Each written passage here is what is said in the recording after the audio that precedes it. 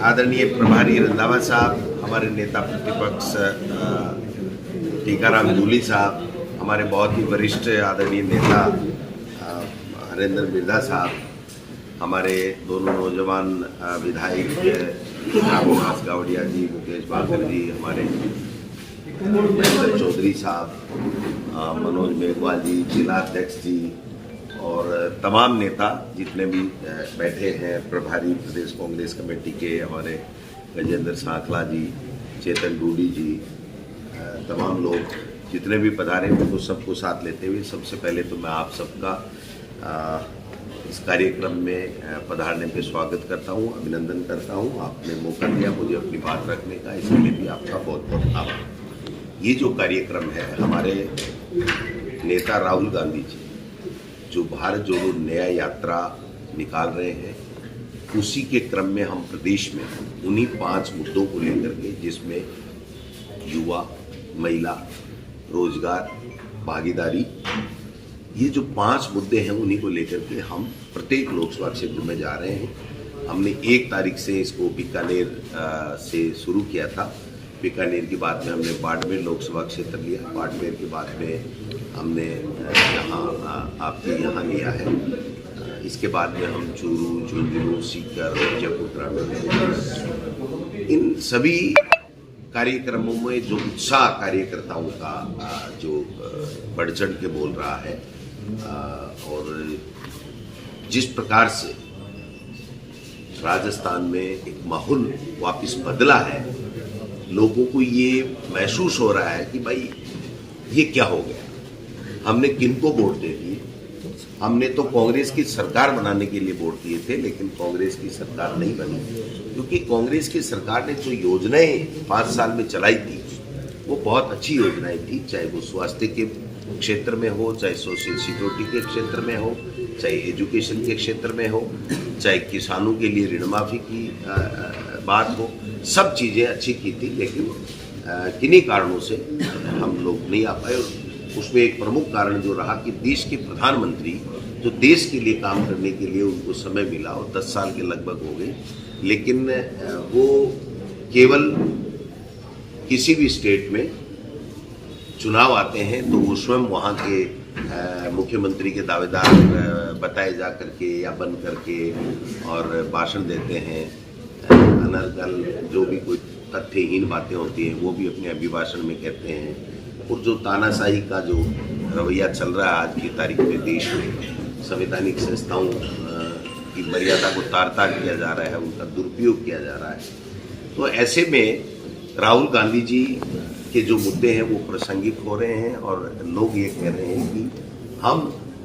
राजस्थान में जो लोकसभा चुनाव आने वाले हैं उसमें हम कांग्रेस को भारी बहुमत देकर के यहाँ से लोकसभा, क्योंकि देखिए जो 10 मुद्दे लगभग मोदी जी ने 2014 में बताए थे, महंगाई कम करने की बात की थी, रोजगार की बात की थी, किसान की आमदनी दोगुनी करने की बात की थी, विदेश नीति ठीक करने की बात की थी, अपनी आर्थिक नीति ठीक करने की बात की थी। आज भूटान के बराबर हमारे रुपए की कीमत हो गई है और हम पाकिस्तान और श्रीलंका की तरफ जा रहे हैं, जबकि जो हमारे देश के शहीदों ने, महापुरुषों ने, स्वतंत्रता सेनानियों, इस देश को आज़ाद कराने के बाद में महान नेताओं ने त्याग, तपस्या और बलिदान से इस देश को सींचा और स्वर्णिम भारत बनाया है, उसमें आज ये स्थिति पैदा होगी कि केवल धर्म के आधार पर झगड़े कराए जा रहे हैं। अब आप बताइए कि महंगाई मुद्दा नहीं है इनके लिए रोजगार मुद्दा नहीं है, इनके लिए सोशल सिक्योरिटी मिले वो मुद्दा नहीं है, इनके लिए किसान का नेशनलाइज बैंकों का ऋण माफ हो वो मुद्दा नहीं है। इनके लिए मुद्दा है कि धर्म के आधार पर प्रभु श्री राम की बातें करो, जय श्री राम बोलो। तो भाई जय श्री राम आप साथ में लेके थोड़ी आए हो। जब से ये सृष्टि की रचना हुई और मर्यादा पुरुषोत्तम राम प्रभु श्री राम को सब मानते हैं और हर धर्म के लोगों में इज्जत है, हर धर्म के लोग उनकी मर्यादा का उदाहरण दे करके और गौरवान्वित महसूस होते हैं। लेकिन इन्होंने केवल चुनावी एजेंडा बना लिया है। आप देख सकते हो कि 5 साल में जितने विकास राजस्थान में हमारी सरकार के समय हुए, उतने विकास के काम पिछले 50 सालों में कभी भी 5 साल 10 साल में भी नहीं गए। आज 2 महीने से ये सरकार है, आप बताओ मुख्यमंत्री बनाने में कितने दिन लगे, और मुख्यमंत्री को ऐसे बनाया गया कि जैसे वो पिक्चर है अली बाबा 40 और खुल जा सिम सिम, और पर्दा खुल जाता है, बोलते हैं पिक्चर सी, पर्ची आई, मुख्यमंत्री जी को पकड़ाई, मुख्यमंत्री जी ने देखा, राजनाथ सिंह जी की तरफ देखा, समझ में नहीं आया मैं बोलूं क्या बोलूं। सामने जिन लोगों को मुख्यमंत्री का चयन करना है उनका रिएक्शन देखिए, उनका